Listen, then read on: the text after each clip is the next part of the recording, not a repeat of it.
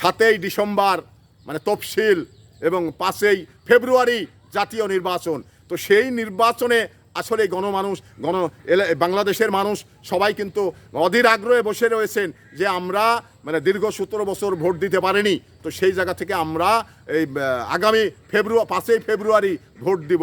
তো এই যে অধীর আগ্রহ বাস্তবায়ন করার সামনে এগিয়ে যাচ্ছে সরকার, তো সরকারকে আসলেই আমরা সাধুবাদ জানাই। যেমন এই বাংলাদেশের উপরে কলঙ্ক রয়েছে, কারণ হাসিনা এই বাংলাদেশটাকে সারা বিশ্বের কাছে কলঙ্কিত করেছেন, সারা বাংলাদেশের কাছে মানে কলঙ্কের কালিময় লেপে দিয়েছেন। তো এবার হাসিনার যে আজকে রায় হয়েছে, সেই রায়ের মধ্য দিয়ে আগামী বাংলাদেশ কলঙ্ক মুক্ত হতে যাচ্ছেন। তো এবারে হাসিনাকে এদেশে ফিরিয়ে এনে ফাঁসির দণ্ড কার্যকর করতে হবে। আর এই যে বিষয়গুলো আমাদের এটা আগামীতে যে নির্বাচন, সেই নির্বাচন এটি গণতান্ত্রিক নির্বাচন, সেই নির্বাচনে স্বতঃস্ফূর্তভাবে এদেশের জনগণ ভোট দিতে চায়।